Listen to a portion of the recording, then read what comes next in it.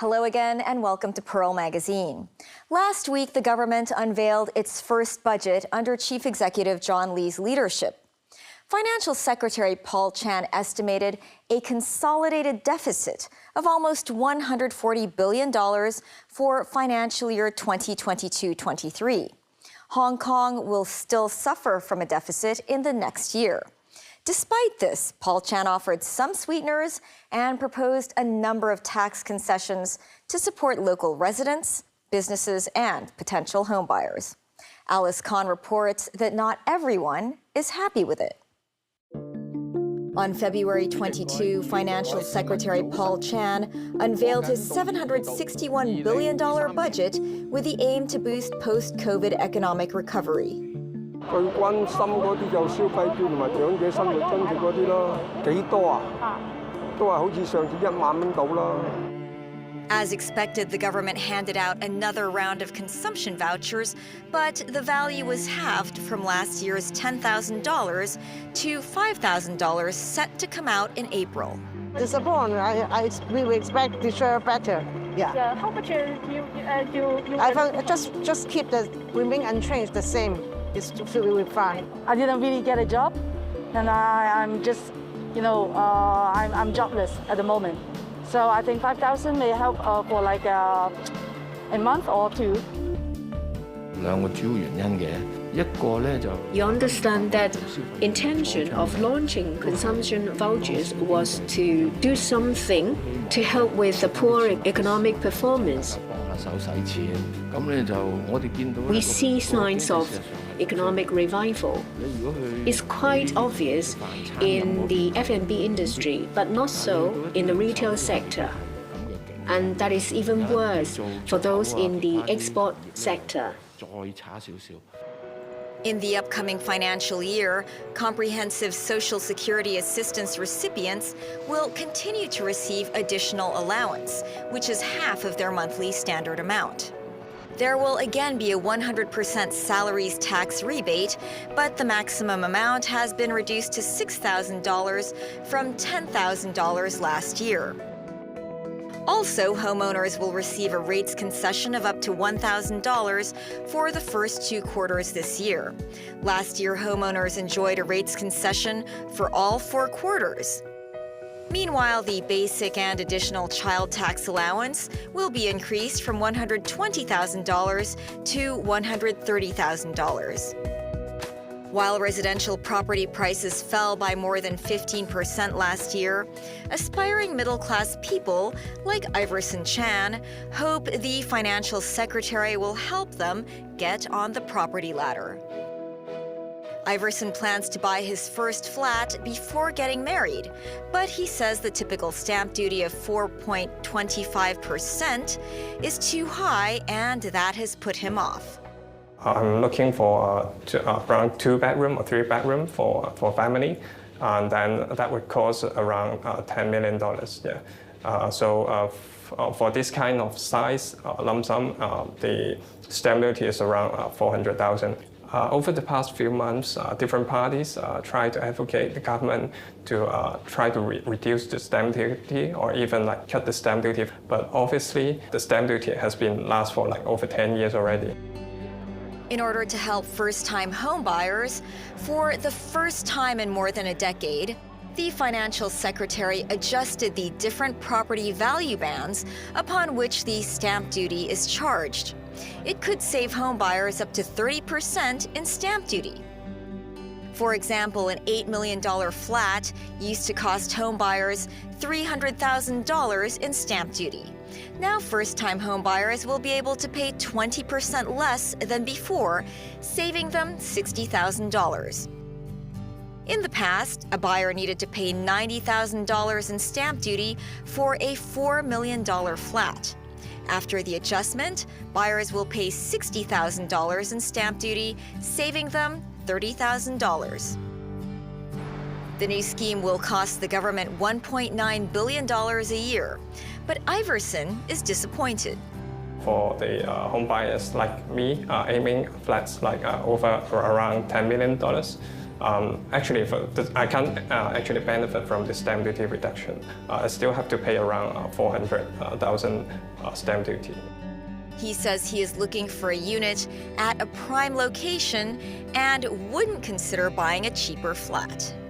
Stamp duty might be reduced for the smaller flats, like at around 6 million to 9 million, then they may benefit from the stamp duty reduction. The amount is not that much in terms of lump sum, like it's around 40,000 or like 60,000. That's actually like the cost for legal costs and then for the agency fee only. When I compare this reduction amount to the property price, like less than 1%. The relaxation of stamp duty this time is it's minimal. I think the relaxation is only talking about $20,000, $30,000 or $40,000. I mean, it's meaningless to these people. It's certainly not helping for people who needs a bigger unit. Kit Chung bought his first home last year. He is now renovating the flat. How much are you going to spend on the renovation? Under the current estimation, it is around $2 million. Yeah, so it is a quite significant renovation cost. Then now you're alone, then why did you spend so much on the renovation? Actually, under the current taxation policy, there is a special stamp duty to restrict the transaction period to be after 3 years. So I have to consider that I need to live in this unit for at least 3 years. So I have to do renovation by renovating everything for my own living. He says he would sell this flat within 3 years if the government scraps the SSD, which is imposed on transactions within 3 years. Kit hopes the financial secretary will scrap the special stamp duty altogether. In case you want to dispose this residential unit before the ending of the 3 years, so you need to pay a stamp duty of around 10%. I still need to pay a stamp duty of around 2 to 3 million. So it is really a very big transaction cost for me. It is at the moment, in our opinion, the perfect time for the government to review or basically to scrap or to take away all these cooling measures when the market is not very good. Because even if you put it out, the market will not jump again. The government's revenue mainly comes from land revenue, profit tax, salary tax, and stamp duty. The estimated government income for 2022-23 was $603.8 billion. Meanwhile, total government expenditure was $809.6 billion. The government expects to see a deficit of $140 billion for the 2022-23 financial year, more than double the $56 billion it initially estimated. As land revenue accounted for 24% of the total government revenue, the financial secretary says the drop in revenue was due to land being sold at prices lower than expected. Last year, the government put out 12 parcels of land in this year's land sale program, but Joseph Chung doubts whether these lands will be sold. Last year, we noticed that we only achieved roughly around 50% or 40 to 50% of that particular target. I think the developer are actually rather cautious. The high interest rate, the finance cost is very high, standing at very high. The construction cost is seriously high. Actually, comparing with before, we're talking about a 30%, at least 30% jump from before. During this year, we will also expect that, say, some of the land will be withdrawn during the tender process. One of the reasons is we noticed that we didn't see any additional, say, bidders or capital from outside to bid for the Hong Kong land. I don't think the developer would be too aggressive to bid for the sites. With many uncertainties, Hong Kong will still suffer a $54.4 billion deficit for the 2023-24 fiscal year, which would leave fiscal reserves at almost $763 billion for 12 months of government spending.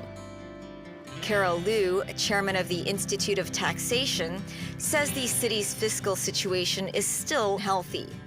But she says there are some factors that could incur a higher deficit in the future. For example, the geographical tensions, the global inflation, and also the banks, for example, the global banks, the central banks, monetary policies, and all these factors will have impact on the pace of the recovery or rebound of the Hong Kong's economy. When we come back, creative writing with ink and brushes. Stay with us.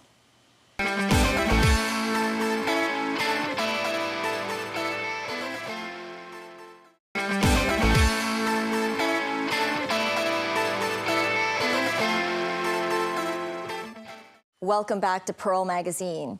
Calligraphy is considered the most important ancient Chinese art alongside painting. The practice is over 2,000 years old. Since the Han Dynasty, gifted calligraphers became famous with their works collected and copied. I spoke with one well-known calligrapher to find out what makes this art so special and how important it is to Chinese culture. Choi Pui-chi has been practicing calligraphy since he was 5 years old. Even as a child, he found it enjoyable. When I was 5 or 6 years old, my mother went to learn calligraphy. My sister and I went to play with my mother. When we were playing, I felt that writing calligraphy was very interesting. During the process, I found that Chinese characters are very interesting. The structure, the lines, if the characters are beautifully written, I actually feel very happy. His gift in the art showed itself when his father entered him and his sister into a calligraphy writing contest when he was in primary 6. With just a week to go before the contest, his father handed them a book about Tang Dynasty calligraphy and told the siblings to study it. When I was in grade 6, one day my father gave me a copybook from Yan Zhengqing, so I imitated that. A week later, my father took me to a place, and after I started writing, I found out that it was actually a competition. I didn't know what to write until we were there, and my father said one sentence, "You've learnt it. Now it's showtime." Despite having to cram for it, he managed to win a merit badge. My sister and I were not very nervous because my father arranged it so well. He didn't tell us what was going to happen. We realized only when we arrived at the scene, so our performance is quite good. I was very proud of my first competition at the end. My sister won the championship in the elementary school group, and I won a high school group prize. By the time he was in secondary school, he was taking classes regularly from a well-known master, Jat Siyu. With formal training, it wasn't just the calligraphy he enjoyed. He came to appreciate the history and relevance of the art as well.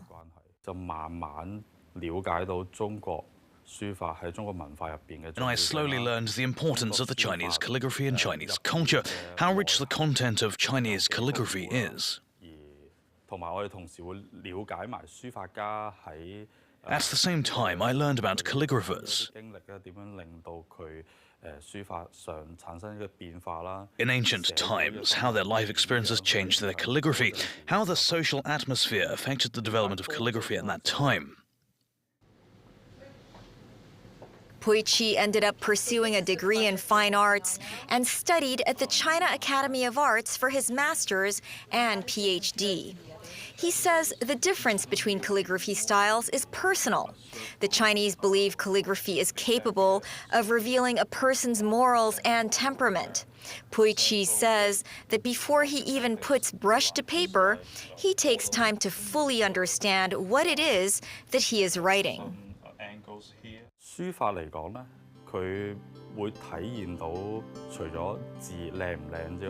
Calligraphy, in addition to the beautiful characters, it actually records the personal emotions and feelings of writing at the same time.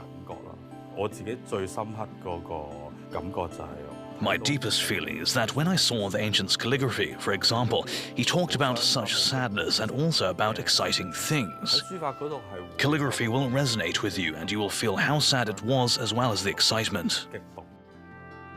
Since that first award in primary school, Professor Pui Chi has gone on to receive countless more.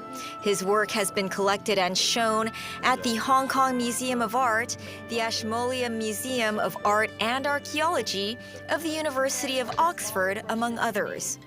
He continues to pass on his knowledge of calligraphy to others, and today I get a chance to try and learn.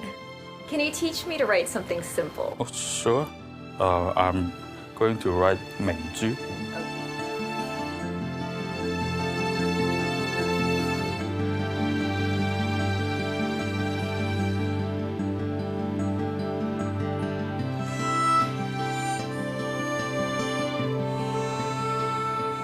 You try? Yeah, okay. This does not seem simple. It's simple. Just start from here. Oh my God. 1, 2, 3. I don't know if I'm ready. Okay, so one stroke. Oh. 1, 2, 3. 1, 2. 3. Oop. Oh, I have to go up. Yep. And then 1, 2. Good. Oh, yes. It's correct. It's correct. Okay. 1, 2. 1, 2, 1, 2. You make it sound so easy. 1, 2, 1, 2, 1, 2. I don't think it's 1, 2, 1, 2, 1, 2. And then 1, And then 2. down. 1, 2. Oh. 1, 2. Oh. A longer one. 1, Yeah. 2. Yes. This This way. It's fine. It's fine. Okay. Only one left. It's okay. Oh my goodness. It's okay. Thank you for teaching me, or trying to teach me. We should look at the surface tension. It's quite good. It's good? Thank you. It's good? So good with Just need to positive take feedback. some calligraphy lessons. You can make it better. Thank you so much. William is a far more talented student than me. He's been practicing for the last 12 years and studied under Professor Pui Chi in university. It's fun and you will feel successful when you make some beautiful calligraphy. And there's many different styles and scripts for me to learn. It's like infinite numbers of things to learn. William is both apprentice and assistant at Pui Chi's studio. He is in his final year of university. He's an art major who's also studying oil painting and sculpture. Oil, we can add and also subtract paint from the canvas. But for calligraphy, we can only do one shot. Oil painting is like more relaxed, but calligraphy is more challenging. But I can also apply my calligraphy skills on oil paintings and sculpture. Like I can use those calligraphic brushstrokes on oil painting. And also I can take care of the negative space of the sculpture like calligraphy. While he says not many people his age are practicing calligraphy, he did make hundreds of couplets or Fai Chun for his friends during Chinese New Year. And Pui Chi says he thinks it's very popular, just judging from the posts he sees on social media. Looking at the development of calligraphy in Hong Kong over the past 10 years, it has actually been quite vigorous.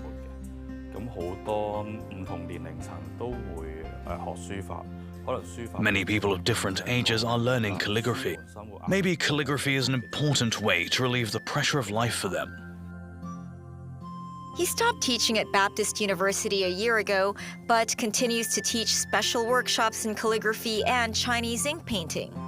This, along with his work and shows, keeps him busy. Polly Chow, who organizes art classes for students of all ages, says calligraphy is a very popular class. Chinese calligraphy has many forms, so basically it's not just about writing Chinese characters. It can come with on a painting form, or even in very free flow drawing form as well. So I think kids really enjoy Chinese calligraphy in many ways.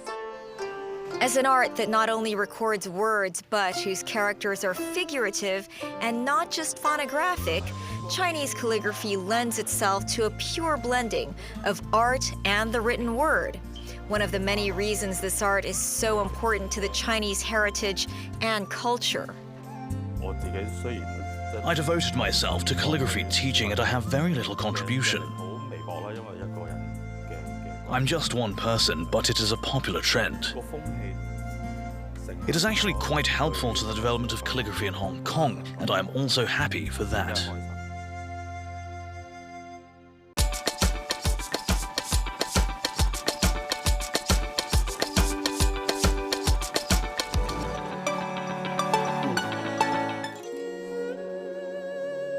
Seal script was the first to emerge. It was popular during the Qin dynasty and standardized in the writing system in China. Each character fits into an imaginary box, and the script is often used for commemorative titles or carved into stone because of its solemnity. Second is clerical script. Slightly squatter than seal, the strokes are more flared and the characters are faster and easier to write. Often used for record keeping during the Han Dynasty.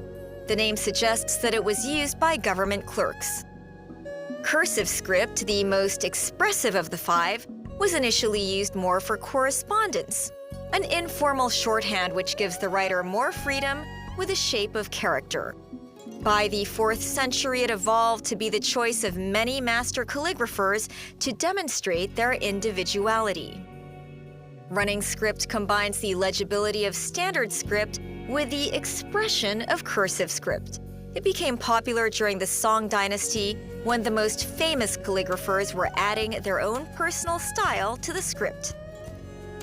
Standard script is the most commonly used. It reached its peak during the Tang Dynasty.